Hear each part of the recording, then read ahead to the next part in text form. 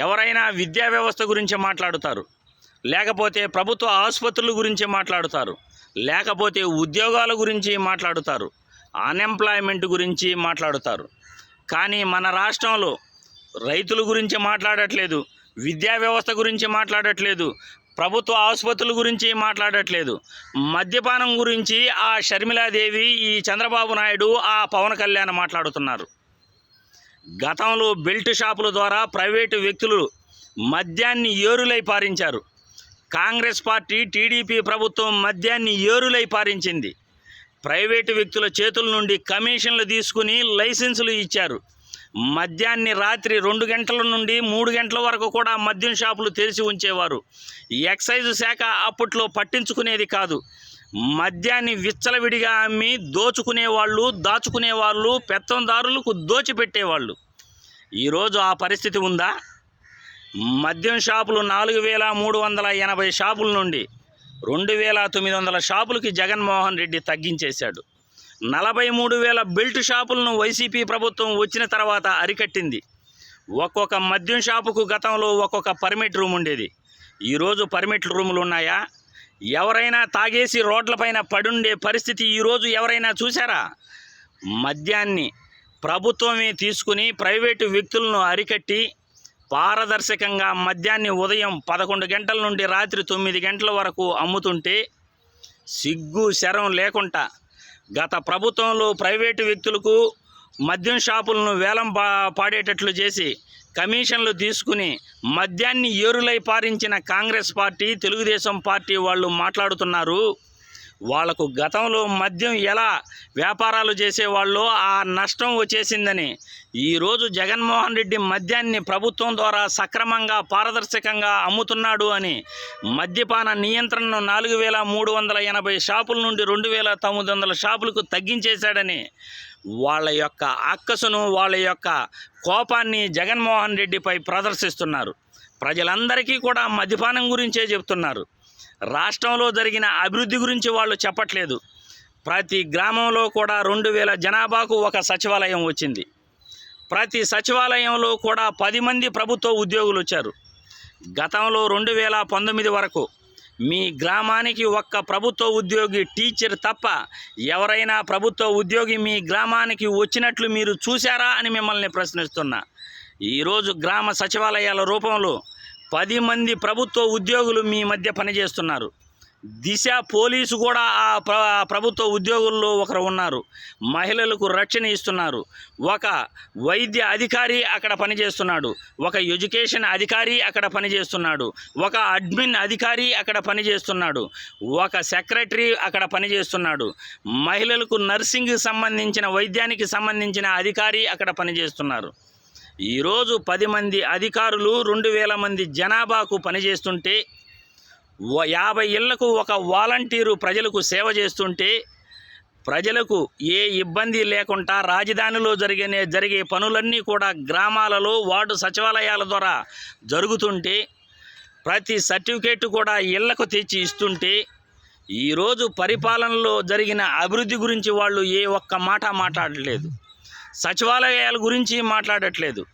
రైతు భరోసా కేంద్రాలు, విలేజ్ క్లినిక్లు గ్రామాలలో వచ్చి రైతులకు ఏ విధంగా సహాయం అందిస్తున్నారు, ఎరువులు, విత్తనాలు 3 నెలల ముందే వాళ్ళు ఎలా అందిస్తున్నారు, ఈరోజు రైతు భరోసా ద్వారా పంట రుణాలను ఎలా అందిస్తున్నారు, రైతులకు ఎరువులు, విత్తనాలతో పాటు సబ్సిడీ రుణాలు, 0 వడ్డీ రుణాలు ఈ ప్రభుత్వంలో ఎలా ఇస్తున్నారు, వాటి గురించి ఏ ఒక్కరూ కూడా మాట్లాడలేదు.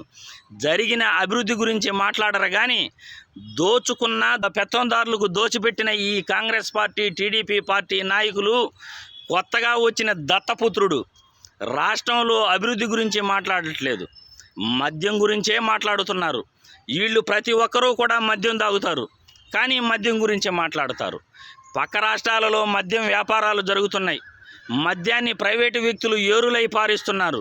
వాటి గురించి ఏ ఒక్కరూ మాట్లాడరు. పక్క రాష్ట్రాలలో మద్యం షాపులు ఉండాలట, మన రాష్ట్రంలో మాత్రం మద్యపాన నిషేధం చేయాలట. గతంలో ఇప్పుడు నడుపుతున్న బ్రాండ్లన్నీ కూడా చంద్రబాబు నాయుడు తీసుకొచ్చినటివే. 2019లో ఇప్పుడు అమ్ముతున్న బూమ్ కానీ ఇతర బ్రాండ్లు కానీ ప్రతి ఒక్కటి కూడా చంద్రబాబు నాయుడు తీసుకొచ్చినటివే. మద్యం తయారీ కంపెనీలు చంద్రబాబు నాయుడు వ్యక్తులే ఈరోజు ఎక్కువగా అమ్ముతున్నారు. మద్యాన్ని ఈరోజు ఎక్కువగా చంద్రబాబు నాయుడు వ్యక్తులే ఆంధ్రప్రదేశ్కు సప్లై చేస్తున్నారు. ఆడ విశాఖపట్నంలో అయ్యన్న పాత్రుడు, మరి బాలకృష్ణ వియ్యంకుడు, ఇటు చిత్తూరు జిల్లాలో ఒక తెలుగుదేశం పార్టీ ముఖ్య నేత, ఇలా ఎక్కడ చూసినా కర్నూలులో ఒక ముఖ్య నేత, తెలుగుదేశం పార్టీ ముఖ్య నేత మద్యం తయారీ కంపెనీలను పెట్టుకుని వాళ్ళకి 2019లోనే చంద్రబాబు లైసెన్స్ ఇస్తే వాళ్ళే ఈరోజు మద్యాన్ని సప్లై చేస్తున్నారు. మీ టీడీపీ నాయకులే మద్యాన్ని సప్లై చేస్తూ ఉంటే మరి మద్యం కల్తీ ఎక్కడ జరిగిందండి? ఎవరు చేస్తున్నారండి? వైసీపీ వాళ్ళు చేస్తున్నారా? మీ టీడీపీ నాయకులే మద్యాన్ని తయారు చేసి ప్రజల మధ్యకు, ప్రభుత్వానికి అమ్ముతున్నారు. మరి ఎక్కడ కల్తీ జరిగింది? ఎవరు కల్తీ చేస్తున్నారు?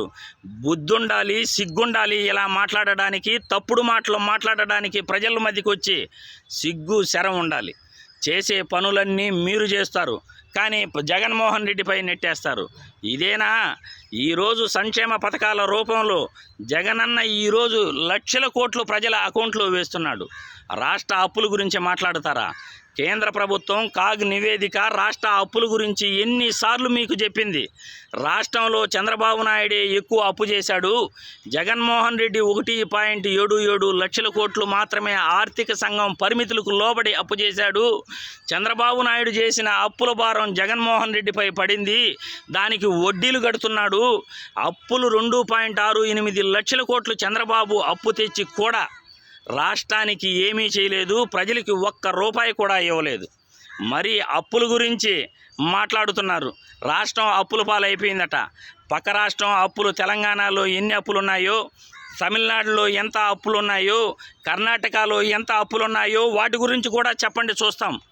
రాష్ట్రంలో జగన్మోహన్ రెడ్డి ఎక్కువ అప్పు చేశాడా, చంద్రబాబు నాయుడు ఎక్కువ అప్పు చేశాడా, వాటి గురించి కూడా చెప్పండి, చూస్తాం.